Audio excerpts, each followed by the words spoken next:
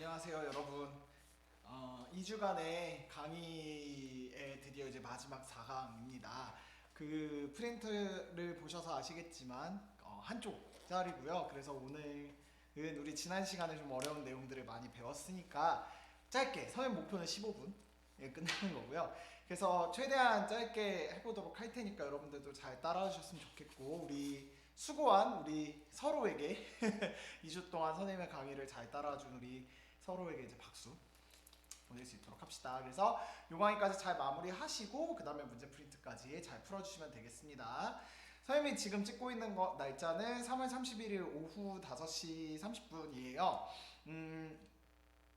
오늘 이제 발표가 났죠. 4월 9일부터 이제 온라인 개학인데 2학년 친구들은 4월 16일부터 이제 온라인 개학이 다시 시작이 되어서 그렇게 이제 계속 진행이 될 것 같아요. 그래서 여러분들을 볼 수 있는 날은 조금 더 멀어지게 되긴 했지만, 그래도 선생님은 다행히 이렇게 계속 인터넷 강의, 그러니까 이렇게 영상으로 찍는 것을 조금 편하게 생각을 하고 있어 가고 있기 때문에 그렇게 되더라도 여러분들한테 지장이 가지는 않지 않을까 선생님 개인적으로 생각을 하고 있고, 그리고 선생님들이 오늘 회의를 진짜 많이 했거든요. 이런 온라인 수업들을 어떻게 하는지에 대해서. 그래서 선생님이 이렇게 찍고 있는 인강이나 그런 강의 올리는 거나 이런 것도 다른 선생님들께도 막 말씀드리고 그렇게 했었어요. 그래서 앞으로 이제 또 4월 9일부터, 근데 이거를 3학년들이 은근히 보고 있더라고요, 유튜브로. 어쨌든 그 친구들은 4월 9일부터, 그 다음에 2학년 친구들은 4월 16일부터 이제 쭉 진행되는데 조금이나마 도움이, 선생님이랑 같이 했던 2주가 도움이 되었으면 좋겠습니다. 그리고 선생님한테 개인적으로 연락이 와서 그 수업 시간에 다룬 내용에 대한 질문들을 계속 해주고 있는 것 같아요. 그래서 선생님의 개인 연락처를 아는 친구들과 근데 모르는 친구들이 조금 차이가 있는 거는 선생님 개인적으로는 좋지는 않은 것 같아서 선생님이 제 핸드폰 번호는 온라인 클래스에 올려둘 테니까 혹시 만약에 질문이 있다 하면은 저한테 개인적으로 연락을 해줄 수 있도록 하시면 되겠습니다. 이거 근데 약간 괜한 말을 한 것 같다는 생각도 들고, 근데 이제 누구는 선생님한테 연락처를 알아서 편하게 질문하는데 누구는 질문을 하고 싶어도 못한다. 그거는 형평성에 어긋난다고 생각을 하기 때문에 그렇게 진행하도록 하겠습니다. 자, 그래서 이제 오늘 내용을 들어가 보도록 할게요. 오늘 같은 경우에 우리 계속 지금 대단원 1단원을 공부를 하고 있고, 그 중에 이제 1단원, 2단원, 3단원, 4단원을 배우고 있는 상황에서 오늘을 기점으로 해서 2주 동안은 중단원 2단원까지 내용을 살펴보는 거다라고 했습니다. 그래서 다시 보자면 이 중단원 1단원은 경제생활, 그리고 희소성과 경제 문제 이런 것들을 다뤘고요. 그 다음에 중단원 2단원에서 지금 우리는 합리적 선택을 배울 건데, 이 합리적 선택이 두 가지가 있는 거죠. 지난 시간에 꼼꼼하게 살펴봤던 비용 편익 분석, 그리고 이제 오늘 배우는 의사결정표 모형이 들어가게 될 거고, 그 다음에 이제 오늘 경제적 유인이라는 것까지 배우게 될 거예요. 그래서 여러분들이 지금 중단원 1단원, 2단원을 통해서 크게 이렇게 5꼭지, 합리적 선택이 이제 2개로 나눠지겠지만 이렇게 배운다라고 생각하시면 되겠습니다. 자, 그러면 이제 프린트 7쪽 가보도록 합시다. 지난 시간에 배웠던 우리 비용 편익 분석 잠깐 복습하면서 가보도록 할게요. 자, 편익은 우리가 크게 두 가지로 나눠줄 수 있다고 했는데, 이거 선생님이 만든 도식화. 그 금전적인 것을 우리가 뭐라고 할 수 있다고? 편익 중에 이득인 거고, 그 다음에 자신이 느끼는 주관적인 만족감 같은 것을, 그치, 만족 이렇게 표현했었습니다. 그 다음에 비용, 다시 말해 기회비용인데 우리 기억나요? 경영학에서 말하는 비용은 회계적 비용이었는데 그거는 뭐만 들어갔지? 명시적 비용만 들어갔었어요. 그 다음에 경제학에서의 기회비용은 명시적 비용과 암묵적 비용을 포함한다라는 거 알고 계시면 되겠고, 매몰 비용은 고려하면 된다 안 된다? 안 된다 이야기 했었습니다. 그래서 왜 우리 이자 계산했던 거, 그 다음에 순편익 계산하는 유형의 문제들, 그리고 완전 문제에서 새롭게 적용해야 되는 그런 문제들까지 여러분들 만나본 것 같아요. 자, 그래서 오늘은 두 번째 의사결정표 모형으로 가보도록 합시다. 자, 의사결정표 모형의 정의를 살펴봤더니 프린트에 다음과 같이 나옵니다. 합리적 의사결정을 할 때 유용한 또 다른 모형으로 특정 대안의 장점과 단점을 평가하여 의사결정을 하는 것이라고 되어 있습니다. 이게 뭐냐면 쉽게 말해서 이 표를 만들어서 결정을 해보라라는 이야기인 거죠. 뭐 이거 설명할 때 우리 작년에 써먹었던 예시를 그대로 들 수 있을 것 같은데, 선생님이 만약에 이제 자동차를 산다고 했을 때 어떻게 해야 될지에 대한 과정이 여기 나온다라는 거죠. 그러니까 어떠한 충동 구매, 비합리적 소비 이런 것을 막고 확실하게 좀 이런 것들을 잘 따져서 해보자라는 이야기입니다. 그럼 바로 예시를 들어볼게요. 선생님이 왜 차를 필요하냐라고 생각을 했을 때 나이가 좀 들기도 했고, 그 다음에 선생님이 사실 가장 필요하다고 느끼는 이유가 뭐냐면, 선생님이 운전면허를 딴 거는 2년 정도 됐는데 이 2년 동안 면허를 따고 다시 이제 운전을 안 하다 보니까 이 핸들을 움직이는 감각이나 이런 것들이 정말 많이 떨어지고 있다는 것도 느껴져요. 그리고 자기 차가 없다 보니 확실히 운전할 일이 없잖아요. 그러니까 늘지를 않는다는 게 좀 느껴지는 거죠. 할 일도 없을 뿐더러. 그래서 그것 때문에라도 차는 있어야 되지 않을까라는 생각이 사실은 조금 더 커졌어요. 그래서 첫 번째 문제를 인식을 합니다. 차가 필요해.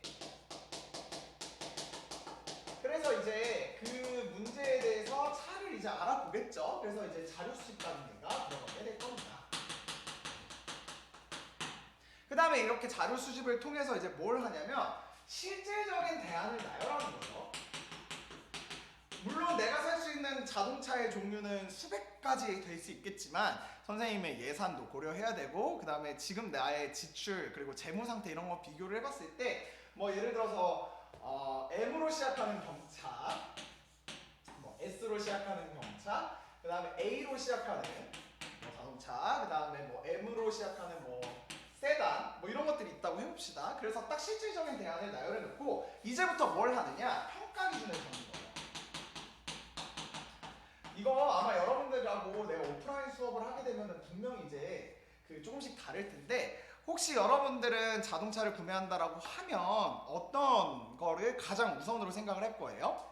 선생님 같은 경우에는 가격이 제일 우선이긴 할 텐데 요즘 들어서 디자인 쪽이 조금 더 눈길이 가는 것 같아요. 그래서 그걸 이제 어떻게 하느냐, 100점 만점으로 나는 계산을 할 때 개인마다 좀 다르겠죠? 가격하고 뭐 디자인하고, 그 다음에 여러분들 자동차를 보면은 연비라고 해서 같은 기름을 넣더라도 얼만큼을 더 갈 수 있는지에 따른 것도 있단 말이에요. 연비가 좋은 거는 뭐 1리터 가는데 뭐 10km가 더 넘게 가는데, 연비가 안 좋은 거는 1리터, 같은 1리터인데 훨씬 더 적게 가는 그런 게 있단 말이에요. 그러니까 연비 뭐 이런 것도 중요할 수 있겠고, 그 다음에 아무래도 국산차가 AS나 이런 거를 더 잘해준단 말이죠. 그러니까 회사, 출신 회사? 여기서 봤을 때 선생님은 이 100점 만점에 50점을 디자인, 40점을 가격. 사람마다 다르겠죠? 그리고 뭐 연비는 3, 회사는 7. 이렇게 이제 가중치를 주겠다라는 겁니다. 여기서 여러분들 보시면은 세 번째 보시면 대안의 장단점이나 특징을 평가하기 위한 다양한 평가 기준을 제시한다라고 돼 있는데, 각 평가 기준에 가중치가 부여가 가능하대. 어떤 소리냐? 나는 100점 만점으로는 이렇게 이제 계산이 되는데, 만약에 이제 10점 만점으로 둔다라고 하게 되면 뭐 3, 3, 뭐 2, 2 이렇게 하지만 그 중에 나는 디자인이 너무너무 중요해. 그래서 디자인에다 뭐 곱하기 2 이런 식으로 이제 자기가 기준을 설정할 때 가중치를 어디다 두느냐에 따라 달라질 수 있다는 이야기죠. 그래서 어쨌든 이렇게 가중치를 두게 되면은 이제 선생님 같은 경우 디자인에 조금 더 많이 뒀네요. M을 비교했을 때 M이 가격은 좋죠. 근데 디자인은 M하고 S를 비교했을 때는 M이 조금은 떨어지는 느낌? 연비 설명 안 살펴봐서 모르겠어요. 그 다음에 회사는 뭐 한 7이 될 거고, 여기 이제 M. 그 다음에 이제 S 같은 경우에는 역시 가격 괜찮습니다. 디자인도 나쁘지 않아요. 근데 뭐 예를 들어 연비가 뭐 얘를 살펴봤더니 이거 뭐 얘가 1.5대. 사실 선생님이 연비가 그렇게 중요하진 않거든. 근데 기름값이 들어가니까 또 좀 달라질 수 있겠네요. 뭐 어쨌든. 그리고 이제 회사 같은 경우에는 여기 뭐 한 6 이런 식으로 준다. 그러면 각각에 대해서 이렇게 점수학계가 나올 거죠. 점수학계가 나오겠죠. 그래서 거기 보시면 그거에 대해서 각각의 대안을 평가를 하는데, 각각에 대한 편익과 비용을 따지라라고 되어 있죠. 편익은 알다시피 내가 느낄 수 있는 만족감, 비용은 내가 이제 그 지출해야 되는 돈 혹은 포기하는 것의 가치, 이런 것까지 다 따져본다는 거죠. 그래서 점수가 이렇게 몇 점이 나오겠지. 그 중에 당연히 합리적으로 선택하려면 뭘 해야 된다? 그렇지, 제일 높은 점수가 있는 것을 선택을 해야겠죠. 그래서 평가 기준 다음에 그 기준에 따라서 대안을 평가하고, 그 다음에 이제 그거를 최종 선택과 그거에 대해서 시행하는 과정으로 거쳐진다라는 것이 여러분들이 나와 있습니다. 근데 올해 나온 수능 특강 같은 데를 보면은 항상 이제 수능 특강에서 말하는 게 뭐냐면 얘네들은 바뀔 수가 있다는 거예요. 그러니까 평가를 먼저 기준을 설정해 놓고 그 다음에 대안을 찾아보는 것도 가능하다라는 거죠. 그래서 요 두 개가 바뀔 수도 있다라는 것도 여러분들이 알고 계시면 되겠습니다. 앞 글자만 따볼까요? 문대평대선? 문대평대선. 미안해요. 평안을 외우라고 이제 이렇게 얘기를 했고, 자 아무튼 그래서 요것의 과정에 따라서 표를 만들어서 계산한다라는 거 여러분들이 좀 감이 올 테니까 바로 거기 밑에 이제 가나다라 말을 한번 해보도록 합시다. 이 가나다라 마바 중에 제일 먼저 와야 되는 게 뭐죠? 그러면 핸드폰을 구입한다. 핸드폰이 필요해 라고 하는 것은 나가 될 거죠. 그 다음에 자료를 수집하는 단계 다가 될 거고, 그 다음에 이제 대안을 나열해야겠죠. 나는 어떤 핸드폰을 살 수 있겠네 라고 할 수 있는 것들, 그랬을 때 거기 보시면 마가 되겠죠. 나는 가격, 디자인, 성능, 부피, AS 이런 것들에 대해서 미안합니다. 가 여기다 쓸게요. 헷갈릴 수 있으니까. 문제인식 나, 자료 수집 가, 그 다음에 대안을 나열하는 가. 그래서 거기 몇 개로 제품을 압축한 다음에 그 다음에 이제 평가 기준을 만들어야겠죠. 마가 될 거고, 그래서 이제 각각에 대해서 쭉 나열을 하게 되겠네요. 라가 되고 그 다음에 바가 될 겁니다. 그래서 여러분들 프린트에다가는 요 순서대로 간다라는 것도 적어 놓으시면 되겠습니다. 그래서 의사결정표 모형은 그렇게 어렵지 않아요. 여러분들이 이렇게 표를 만들어서 각각의 대안들을 따져서 최종적인 합계가 가장 높게 나오는 점수를 고르면 된다라는 이야기고, 그 중에 요것들의 기준을 어떤 것으로 두느냐에 따라서 이 나올 수 있는 결과가 뭐 달라질 수도 있겠죠. 그래서 그런 것들이 있다는 거 여러분들이 확인하시면 되겠습니다. 알겠죠? 어렵지 않죠? 좋습니다. 이렇게 해서 우리 그 합리적 선택과 관련된 비용 편익 분석과 의사결정표 모형 다시 다 봤습니다. 우리 한번 순서대로 외워볼까요? 시작, 문제인식, 자료 수집 들어간 다음에 대안 나열, 그 다음에 뭐더라? 평가 기준 설정이었었고, 그 다음에 대안 평가, 그 다음에 선택 및 결정. 이렇게 된다는 것도 여러분들 머릿속에 잘 알아두시면 되겠습니다. 자, 그 다음으로 갑니다. 경제적 유인. 자, 경제적 유인이라는 거는 간단한데요. 뭐냐면 유인이 뭐예요?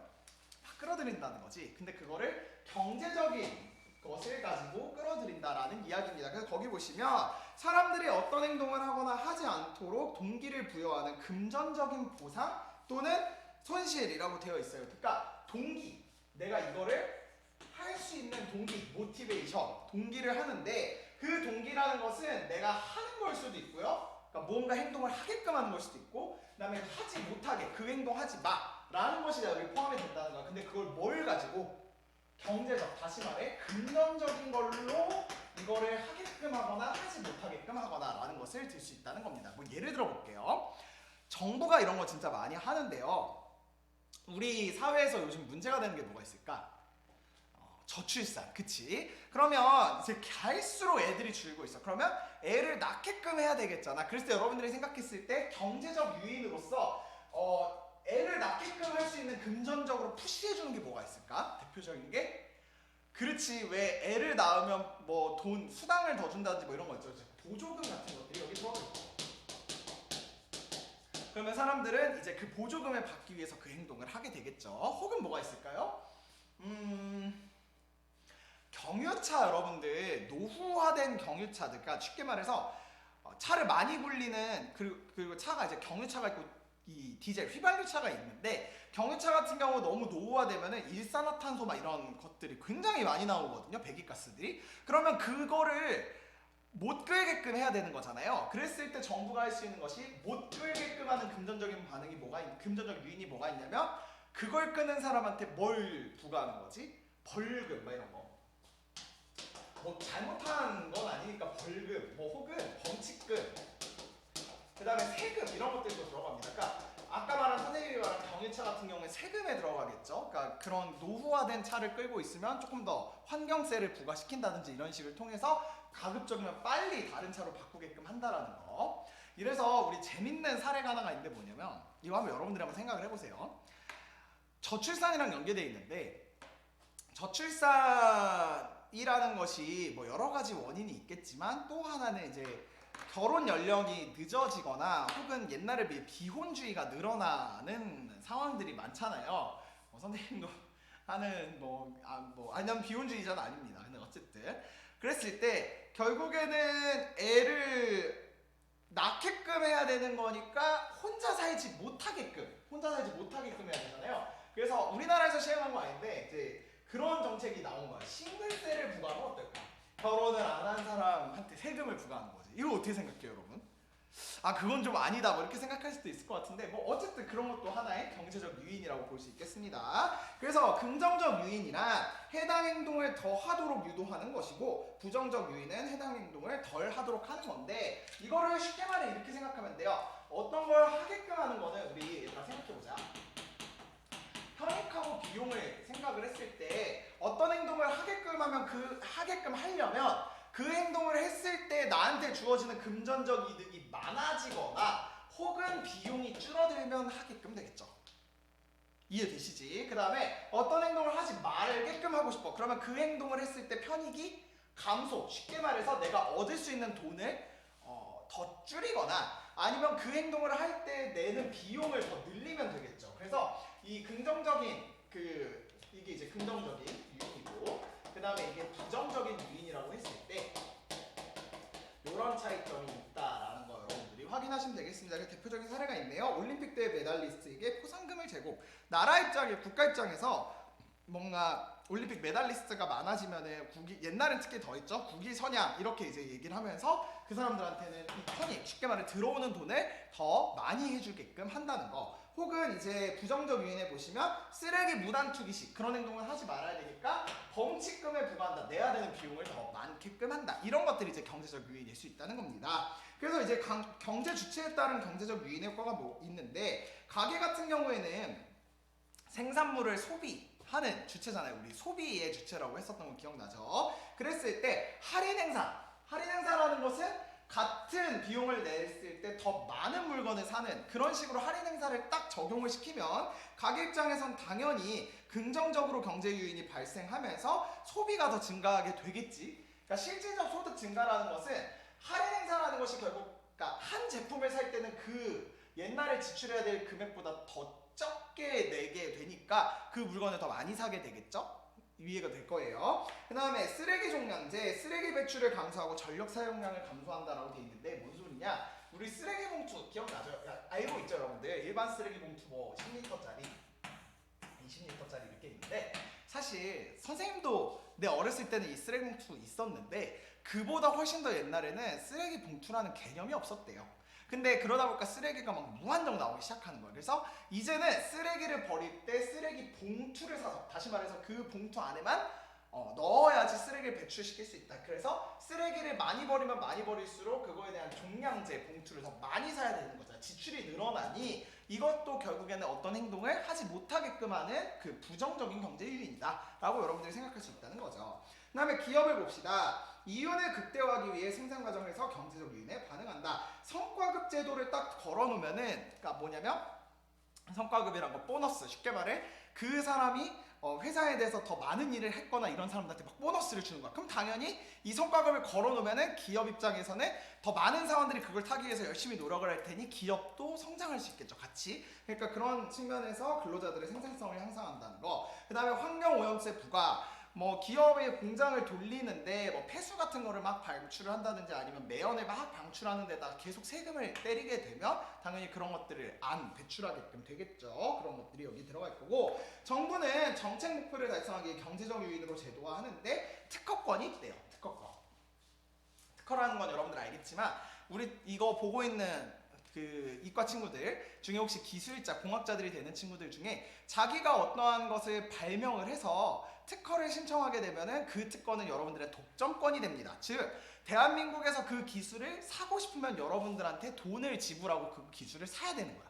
그러면 결국에는 그 특허를 국가가 인정해줬다라는 이야기는 자신한테 경제적 유인이 올라가게 되면서 나도 그러면 특허를 뭐 더 신청해야지. 그래서 내가 더 많은 그 비용, 그러니까 편익이 나한테 들어오는 돈이 더 많아지게끔 해야지, 이렇게 될 수 있기 때문에 특허권도 긍정적 요인이라는 거고, 전력요금 누진제 제도, 이게 뭐냐면 누진세, 우리 교육이 4단원, 중단원 4단원에서 배울 텐데 이 사용량이 이렇게 천천히 증가하다가 내야 될 금액이 천천히 증가하다가 어느 구간이 넘어가면서 이제 많이 쓰기 시작하는 사람들한테는 급진적으로 가격이 올라가는 거예요. 이런 게 이제 누진세라고 할 수 있는데, 그랬을 때 이 구간을 더 늘리면 그러니까 이게 경사를 더 이렇게 급격하게 하게 되면은 결국에는 이제 사람들이 나는 여기까지만 써야지, 이런 식으로 되겠죠. 더 전기를 쓰지 않도록 할 테니까 전기를 쓰지 않게끔 한다라는 측면의 부정적 경제적 유인이다 라는 거. 근데 얘들아, 이 경제적 유인이 항상 좋게만 작용하진 않아요. 거기 보시면 경제적 유인의 한계가 나오는데,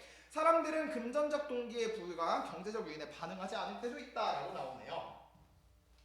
자원봉사 여러분들 그 작년에 1학년 5반 친구들 자원봉사 열심히 이제 입력했던 기억이 나는데, 자원봉사라는 거는 말 그대로 돈을 안 받고 자기가 하는 거잖아요. 근데 사회 입장에서 보면은 자원봉사자들이 많아지면 많아질수록 좋겠지, 당연히. 근데 그렇기 위해서, 자원봉사를 늘리기 위해서 막 그 경제적 유인, 자원봉사를 하면은 뭐 돈을 더 주겠다, 뭐 보조금을 주겠다, 이런 식으로 걸어버리면 나는 순수한 마음으로 시작을 했는데 왜 이런 식으로 반응이 되지 하면서 반응을 안 할 수도 있다는 거예요. 나는 순수한 마음에서 시작한 자원봉사가 왜 경제적 요인으로 작용하느냐, 이런 식으로. 그래서 자원봉사 같이 그러니까 쉽게 말해 인간은 꼭 경제적으로만 이렇게 작동되는 주체는 아니다라는 이야기고, 두 번째, 정부 정책의 경우 시행 취지에 어긋나는 부정적인 결과가 나타나기도 한다. 영국의 창문세가 도입이라는 얘기가 나오는데, 요 창문세에 관한 이야기는 교과서에 나오기 때문에 우리 교과서에서 조금 더 살펴볼 수 있도록 하고, 선생님이 지금 생각나는 예시가 뭐가 있냐면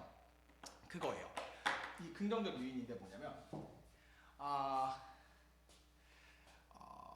쥐 얘기가 있는데, 길거리에서 이제 쥐가 워낙 많이 다니니까 징그럽죠. 그 쥐를 그 잡아오는 사람한테 보조금을 주기로 한 거야. 그러니까 뭐 상금 같은 걸 주기로 한 거야.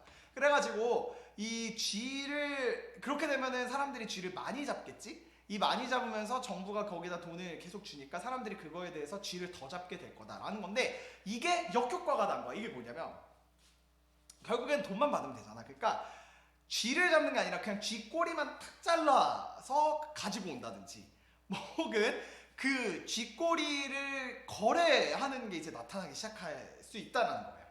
그러니까 이런 거는 이제 정부의 정책을 시행한다고 생각을 했는데 이게 올바르게 적용이 되지 않은 사례라는 거죠. 그래서 반드시 경제적 유인이 본연의 원하는 결과대로만 흘러가는 건 아니다 라는 것도 여러분들이 그 한계점으로 나타날 수 있는 거다라고 생각하시면 되겠습니다. 알겠죠? 자, 그래서 선생님이 우리 4강은 조금 다른 얘기 안 하고 타이트하게 했어요. 그 대신 여러분들이 지금 뭐 몇 분 나왔는지 모르겠지만 20분 정도로 이게 개념이 딱 끝냈을 것 같고, 그래서 이렇게까지 하면 우리 중단원, 2단원, 그러니까 1단원에서 배워야 될 내용의 중간 정도까지는 끝났다라고 생각하시면 되겠습니다. 그래서 여기까지 여러분들 잘 정리해서 문제 프린트 2주 거 잘 정리해 놓으시고, 그 다음에 우리는 4월 19일부터 이제 다시 온라인 수업으로 이제 활용을 하게 될 테니, 그때 또 선생님이 많은 컨텐츠를 가지고 여러분들한테 올 테니 또 여러분들이 잘 따라와 주시면 좋겠습니다. 아시겠죠? 자, 그래서 우리 2주 동안 너무 고생 많이 했고요. 또 여러분들 잘 정리해서 우리 4월 16일 전에 또 잘 정리해서 여기 부분은 다 마무리할 수 있도록 해주시면 좋겠습니다.